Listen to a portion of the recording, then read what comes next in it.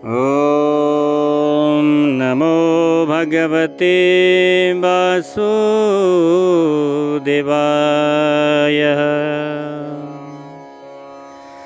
सम्पूर्ण धर्म अनुरागी महानुभावहरू, संस्कार नेपाल टिभीलाई निहालेर बस्नुभएका देश तथा विदेशमा रहनुहुने नियमित तथा नवोदित दर्शक वृन्दहरूमा हार्दिक ओमको नमन टक्र्याउँदछौँ।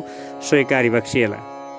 यहाँहरू समक्षमा चतुर्मासाको समयमा अहिले श्रीमद् भागवत महापुराणको कथालाई लिएर प्रस्तुत हुँदै गर्ने क्रममा फेरि पनि हामीहरू आज उपस्थित भइसकेका छौँ। आज हामीहरू 43औं भागमा उपस्थित भएका छौँ, जस अन्तर्गतमा श्रीमद् भागवत महापुराणको तृतीय स्कन्धको 14औं अध्यायमा हामीहरू यहाँहरू समक्ष उपस्थित भएका छौँ। भगवान प्रभु परमात्माको अमृतमय कथालाई आफ्ना कर्णपुटद्वारा पटक पटक श्रवण गर्दाखेरिमा पनि विदुर महाराजको भने सन्तुष्टि भएन। सुखदेवजी भन्नुहुन्छ, मैत्रेयजीको मुखारविन्दबाट पृथ्वीको उद्धार गर्नका निम्ति वराह रूप धारण गर्नुभएका श्रीहरिको कथा सुन्दा पनि व्रतधारी विदुरलाई तृप्ति चाहिँ भएन। अतः हात जोडेर फेरि बिन्ती गर्नुहुन्छ, फेरि सोध्न लाग्नुहुन्छ। विदुरजी भन्नुहुन्छ, हे मुनिवर, आदि दैत्य हिरण्याक्षलाई पनि यज्ञमूर्ति भगवानले नै मार्नुभएको हो भन्ने कुरा मैले भर्खर तपाईँको मुखबाट सुने।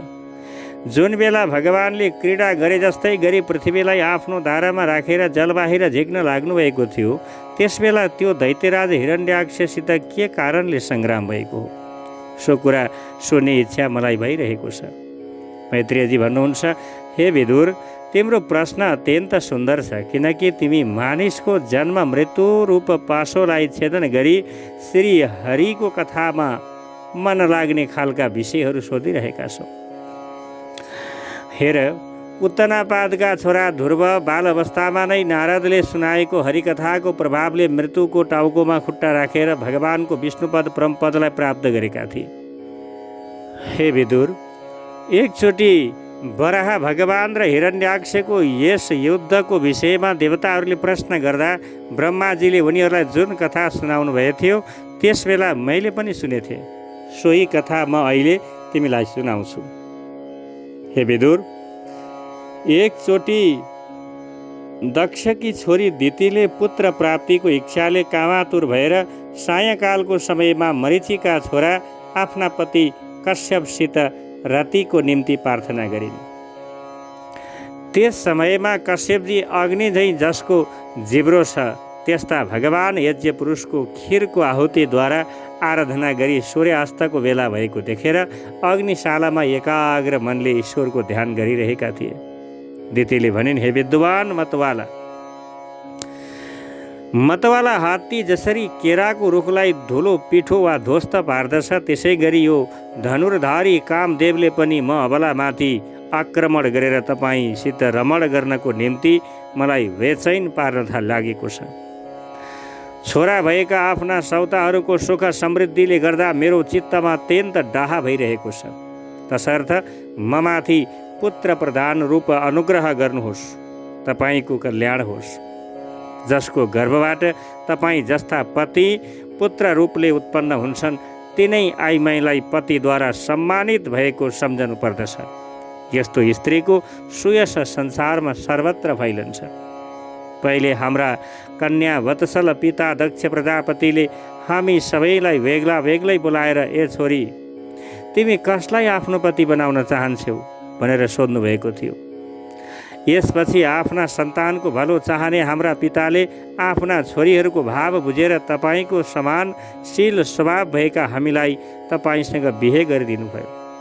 अतएव हे मङ्गलमूर्ति, हे कमलनयन, मेरो इच्छा पूर्ण गर्नुहोस्। हे भुमन, तपाईँ समान महापुरुषका पासमा म समान कि दिन दुखीले आएको निष्फल हुन सक्दैन, यस्तो निष्फल हुन हुँदैन। हे विदुर, बढी राखेको कामदेवको वेगले अत्यन्त बेचैन भएकी अनेक प्रकारले बिन्ती भाव गरिरहेकी आफ्नी पत्नीलाई कश्यपजी वाणीद्वारा शान्त गर्दै भन्न लाग्नुहुन्छ, हे वीरु, अर्थात् कामको पीडाले डराए कि तिम्रो इच्छा अनुसार अवश्य तिम्रो कामना पूर्ण गर्नेछु, जसद्वारा धर्म अर्थ काम यी तीनै सिद्धि हुन्छ। त्यस्तै आफ्नी पत्नीको कामना कसले पूर्ण नगर्ला? जसरी मानिस जहाजमा चढेर महासागरमा पार गर्दछन्, त्यसै गरी गृहस्थी आश्रमी अरू आश्रमलाई अन्न आदि दानले आश्रय दिँदै आफ्नो आश्रमद्वारा स्वयं पनि दुःख समुद्रलाई पार गर्दछ। हे मानिनी, स्त्रीलाई त धर्म, अर्थ, काम यी तीनै प्रकारका पुरुषार्थको काम भएको पुरुषको आधा अङ्ग भन्दछन्। यिनैमाथि गृहस्थीको भार सुम्पेर मानिस निश्चिन्त भइकन जताततै घुम्दछन्। अन्य आश्रमीहरूलाई इन्द्रिय रूपी शत्रुलाई जित्न धेरै कठिन हुन्छ, तर हामी विवाहिता स्त्रीको आश्रय लिएर किल्लाको स्वामीले लुट्न आएको शत्रुलाई आफ्नो अधीनमा गराए झैँ सजिलैसँग जित्छौँ। हे गृहेश्वरी, तिमी समानकी पत्नीको उपकारको बदला मैले अथवा अरू कुनै गुणग्राही पुरुषले दिन पनि आफ्नो सारा जीवनको अथवा जन्मान्तरमा पनि पूर्ण रूपले दिन सक्दैन। म अहिले नै तिम्रो पुत्र उत्प्राप्तिको इच्छा पूर्ण गर्न सक्छु, तापनि यसो गर्नाले दुनियाँले मेरो निन्दा गर्नेछन्। तसर्थ एक मुहूर्त अरू पर्खा। यो घोर समय राक्षसादि घोर जीवहरूको हो तथा देख्नमा अत्यन्त भयानक छ। यस समयमा भगवान भूत भावनका गुणहरू भूत प्रेतहरू घुमिरहन्छन्। हे साध्वी, यस सायकालमा भूत भावन शङ्कर भगवान आफ्ना गण भूत प्रेत आदिलाई साथमा लिई नन्दीमा चढेर घुम्ने गर्दछन्। जसको जटाजूट त्यस्तै श्मशान त्यस्तै भूमिबाट उठेको वातमण्डलीले गर्दा, हावाको झोक्काले गर्दा उडाएको धुलाले खैरो भएर चम्किरहेको छ, तथा जसको सुवर्ण कान्तिमय गोरो शरीरमा खरानी लागिरहेको छ, त्यस्ता तिम्रा देवर महादेवजी आफ्ना सूर्य, चन्द्र र अग्नि रूप 3 नेत्रलाई सर्वत्र हेरिरहन्छन्। यो संसारमा उहाँको आफ्नो अथवा परचक्री भन्ने कोही छैन। न कोही खुब आधार गरिने योग्य छ, न कोही निन्दनीय छ। हामी त अनेक प्रकारका व्रतको पालन गरेर उहाँले भोग गरी लात मार्नुभएको विभूतिलाई नै लक्ष्मी, सम्पदा, सुखभोग आदि उहाँको प्रसाद रूपले ग्रहण गर्न चाहन्छौँ। विवेकी मानिस अविद्याको आवरणलाई हटाउने इच्छाले उहाँको निर्मल चरित्रको गान गर्ने गर्दछन्। उहाँभन्दा बढी त के उहाँ समानको पनि कोही छैन। उहाँ सत्पुरुषको एकमात्र गति हुनुहुन्छ। आफ्नै इच्छाले उहाँले पिशाच जस्तो वेश धारण गर्नुभएको छ। कुकुरको आहारा भएको यस शरीरलाई नै जो आत्मा मानेर नाना किसिमका लुगा, गहना, माला, चन्दन आदिले यसको लालन पालन गर्दछन्, तिनै अविवेकी अभागी पुरुष मात्र आत्मा राम सर्वज्ञ शङ्कर भगवानको आचरणको हिस्सी गर्दछन्।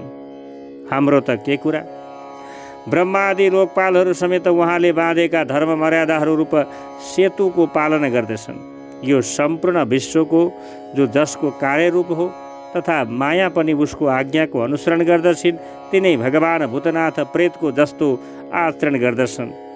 अहो, ती जगत व्यापक प्रभुको यो सब चरित्र लीला मात्र हो। यस्तो प्रकारले लिएर साम्ब सदाशिवजी शङ्करको महिमाको विषयमा गुणानुवाद गर्दै मैत्रेयजी भन्नुहुन्छ, पतिले यस प्रकारसँग बुझाउँदा पनि कामातुरादितिले बेश्या जस्तै निर्लज्ज भएर ब्रह्मर्षि काश्यपजीको वस्त्र समातिन्। अनि त्यस निषिद्ध काममा आफ्नी पत्नीको अतिशय आग्रह देखेर काश्यपजीले देवरूप परमात्मालाई नमस्कार गरी एकान्तमा दितिसित सङ्गम गर्नुभयो। अनि जलमा स्नान गरी मौन अवस्थाले प्राणायाम गरेर निर्मल सनातन ज्योतिर्मय परमात्माको ध्यान गर्दै जप गर्न लाग्नुभयो।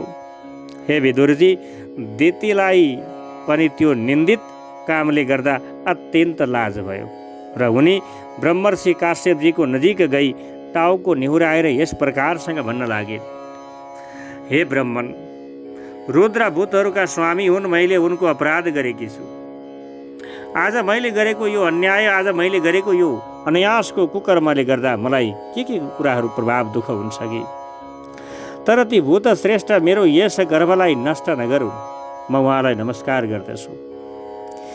उहाँ अत्यन्त प्रभावशाली र उग्र स्वभावको हुनुहुन्छ, तर त्यस्तो भए तापनि आफ्ना सकाम भक्तको सम्पूर्ण कामना पूर्ण गरी उनीहरूको दुःख दूर गरिदिनुहुन्छ र निष्काम भक्तलाई मोक्ष दिनुहुन्छ। वास्तवमा दण्डत्यागी भए तापनि दुष्टहरूको निम्ति दण्ड धारण गर्नुहुन्छ र उहाँ त साक्षात् क्रोधको मूर्ति नै हुनुहुन्छ। हामी स्त्री जातिमाथि त व्याधाले समेत दया गर्दछन्, अतः कृपालु सतीपति भोलेनाथ ममाथि प्रसन्न हुनुहोस्।